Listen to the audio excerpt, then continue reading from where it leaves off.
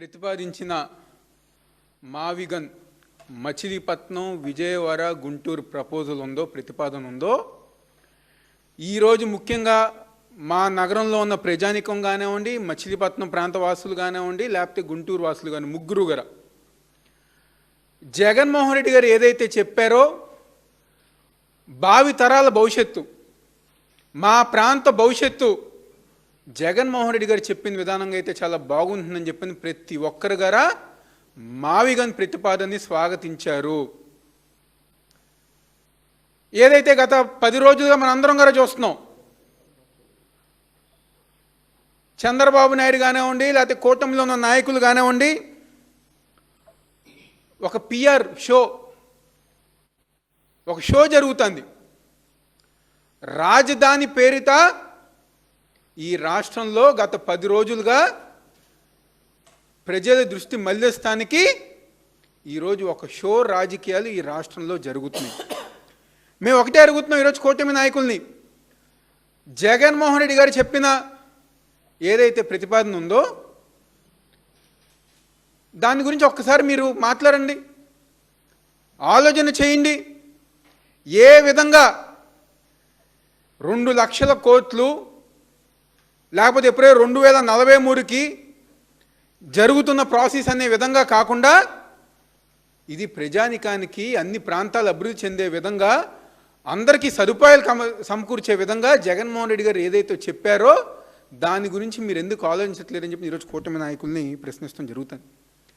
గతంలో గారు అనేక సందర్భాల్లో నేను కానివ్వండి, విష్ణు గారు కానివ్వండి, శ్రీనివాస్ గారు కానీ మేము అనేక సందర్భాల్లో చెప్పాం, చంద్రబాబు నాయుడికి మా విజయవాడ ప్రాంతం అంటే ఇష్టం లేదు, ఒక కక్ష.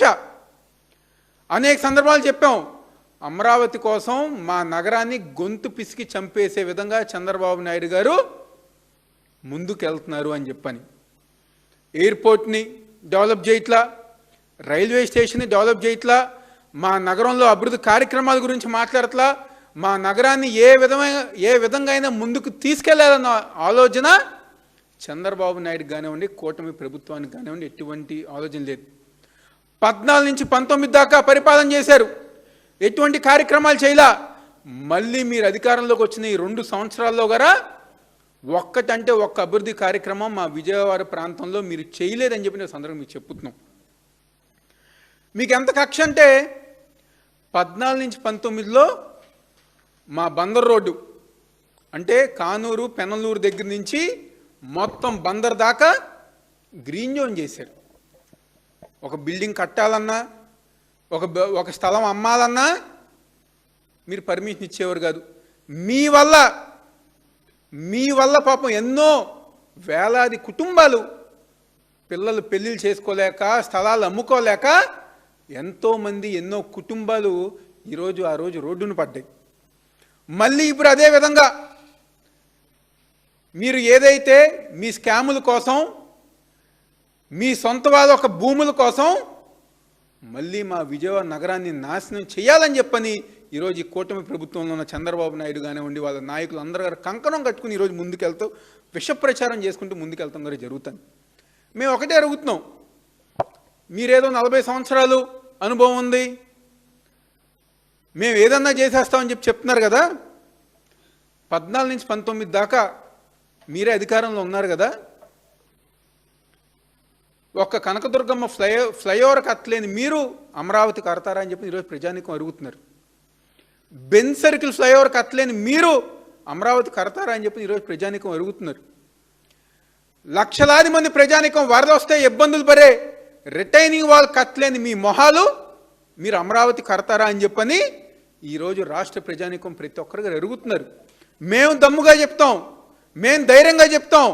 ఈరోజు కనకదుర్గమ్మ ఫ్లైఓవర్ కానివ్వండి, బెన్ సర్కిల్ ఫ్లైఓవర్ కానివ్వండి, లేకపోతే లక్షలాది మంది ప్రజలు కాపాడిన రిటైనింగ్ వాల్ కట్టిన దమ్మున్న నాయకుడు మా నాయకుడు వైఎస్ జగన్మోహన్ రెడ్డి అని చెప్పి మేము దమ్ముగా ధైర్యంగా చెప్పుకోగలం. మీరు అలా ఒక్కటన్నా చెప్పుకోగలరా? గుంటూరులో కానీ, విజయవాడలో కానివ్వండి, మచిలీపట్నంలో కానివ్వండి, ఇదిగో మేము చేసిన అభివృద్ధి కార్యక్రమం ఇదని చెప్పని తెలుగుదేశం పార్టీ కానివ్వండి, ఆ కూటమి నాయకులు కానీ ఒక్కటన్నా మీరు చెప్పుకోగలరా అని చెప్పని ఈరోజు వైఎస్ఆర్ కాంగ్రెస్ పార్టీ తరఫున మేము అందరం గారు డిమాండ్ చేస్తున్నాం. అదేవిధంగా west bypass, east bypass west bypass 5 సంవత్సరాలు అధికారులు ఉన్నప్పుడు మీరు కట్టం గారు కట్టలేదు, దాని ఇంకా చూరం గారు చూడలేదు, జగన్మోహన్ రెడ్డి గారు కట్టారు.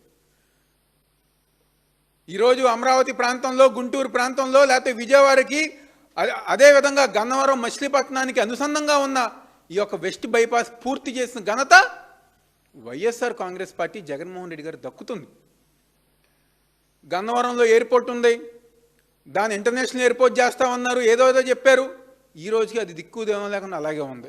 మళ్ళీ ఇంకోటి ఎయిర్పోర్టు మినిస్టరు, విమానాల మినిస్టర్ గారా ఈరోజు మీ పార్టీ వారే, తెలుగుదేశం పార్టీ వారే.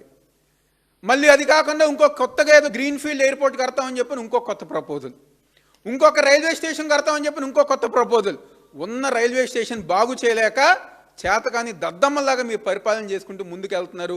కొత్తవి కడతామంటే ఎలా అని చెప్పి ఈరోజు ప్రజానికి అందరూ గారా మీ అందంగా అరుగుతున్నారు. అదేవిధంగా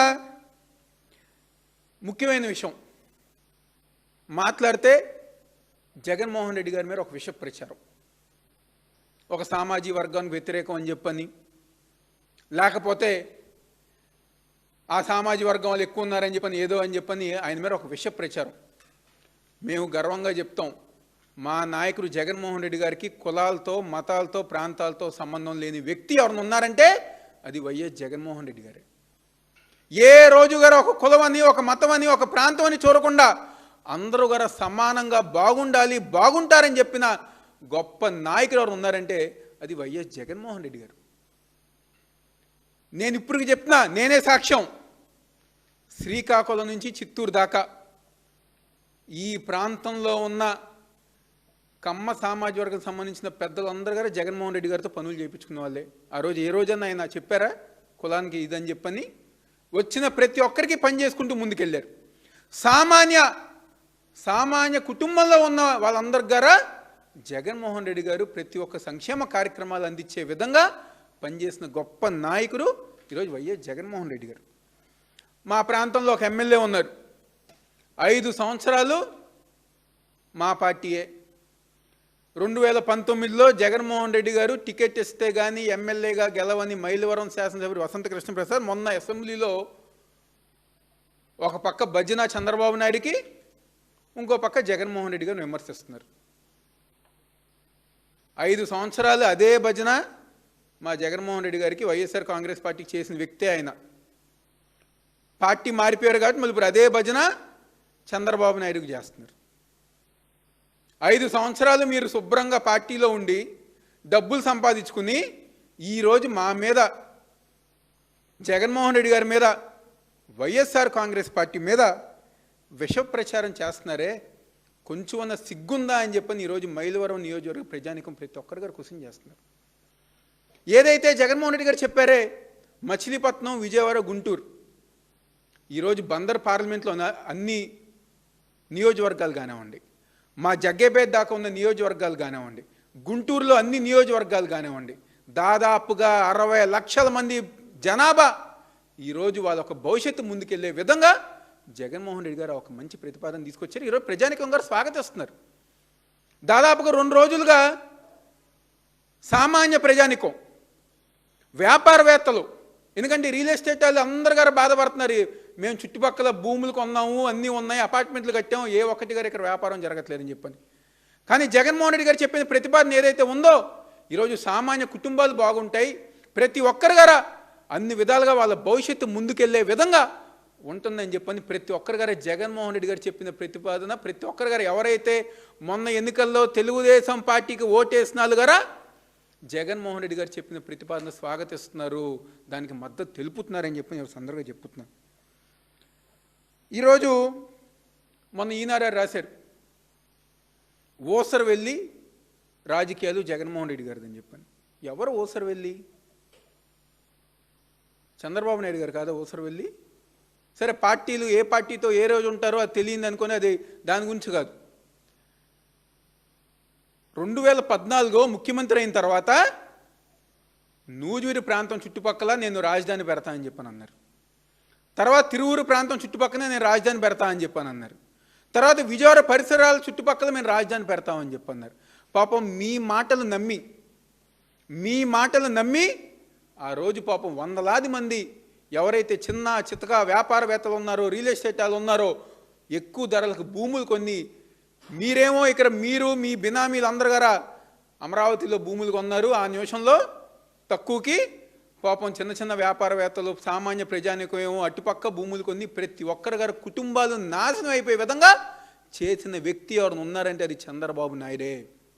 ఈ రోజుకి ఆ కుటుంబాలు పాపం అప్పులు బాధల్లో ఎన్నో ఇబ్బందులు పడుతూ వాళ్ళ కుటుంబాలు గారు ముందుకు తీసుకెళ్లకుండా ఉన్నారంటే దానికి కారణం చంద్రబాబు నాయుడు.